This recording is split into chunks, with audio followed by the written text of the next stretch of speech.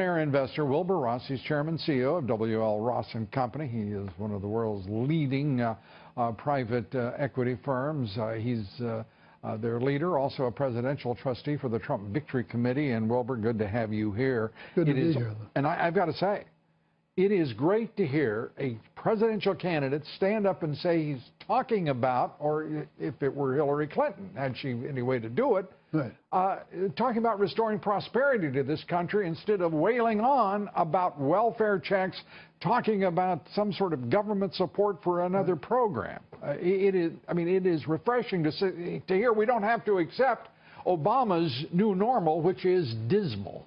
Well, it's not only refreshing, it's real.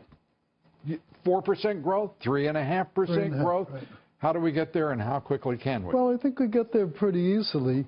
Regulatory reform. There's right. $2 trillion a year of wasted money in regulation. Just cut out 10% of that. That's $200 billion a year pre-tax profits. Right. Run that through the income statement. That's a lot more dividends to come, but more importantly, it's a lot more capital expenditures to come. Capital expenditures, which usually and typically would invite investment in America, and that investment then would create jobs. But we have a corporate America right now that won't repatriate its profits overseas. $2.5 trillion remains in accounts offshore around the globe, instead of being invested in this country, creating those jobs in a dynamic economy. That's right. How does Donald Trump change it? And how does corporate America change its direction? Well, here's how Donald will change it. He's going to cut the rate on repatriation to 10%. 10% is not a bad number for bringing things back. Nobody's going to bring it back at 35%. Right. Remember, these people, these companies, have already paid tax in whatever foreign country they're in. Mm-hmm. So it isn't like this is pre-tax money. It's money that's already been taxed. So this would tax it a second time. But at the same time, those companies were not innocents abroad, if I can use the expression. They knew what the tax rate would be. Oh, sure. They have made a conscious decision to defer investment of that money and refuse to repatriate that money. Sure. 10% is an incentive to do so. Right. It's going to take more than that, don't you think? It will, and he's giving it more, because now when you get it back and you can reinvest it, you carry, because of the new 15% rate, 85% of pre-tax comes down to post-tax. Mm-hmm. Before, it was only 65%. What does that mean? That means, in plain terms, any given investment makes a 30% higher post-tax rate of return than before. That's a huge incentive. Right. And 10%, that's actually still 50% better than even under the new tax rate that would accompany the Trump presidency. Exactly.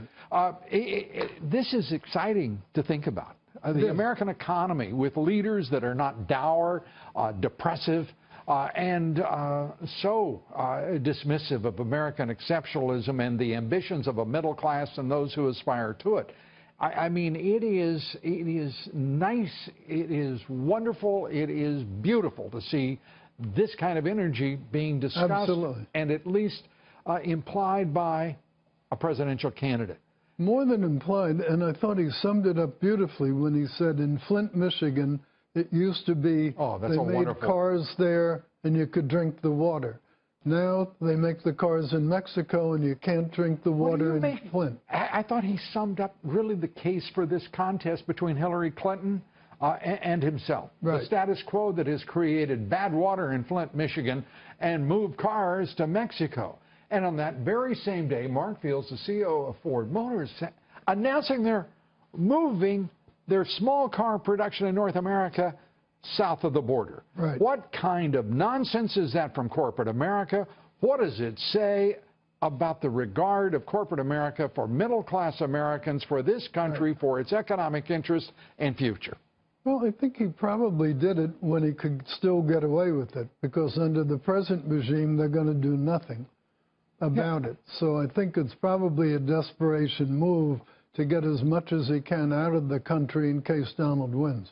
Well, the more moves like Mark Fields, and by the way, I happen to think he is a terrific CEO. He is. He's a very good manager. But this is one of the issues with corporate America right now. It has leaders who don't really give a damn about the rest of the country, and certainly the workers who depend upon production to generate more wealth. Well, that's for sure. Corporate America, I think the big reason why corporate America supports all these nutty free trade agreements is they have the luxury to move the factory to the other jurisdiction. They can arbitrage labor, they can offshore their production, they can reduce costs and drive the middle class and pay lower taxes. Pay lower taxes. Well, it's good to see the prospect of something better for everyone. Well, it's about time we got a Donald Trump. What took him so long anyway? Well, he had to grow into the job. You got it.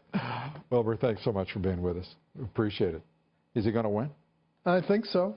All right. I told you that last time. I know. You've been telling me that ever since you got going. And you made me a believer. Thanks so much. Wilbur Ross.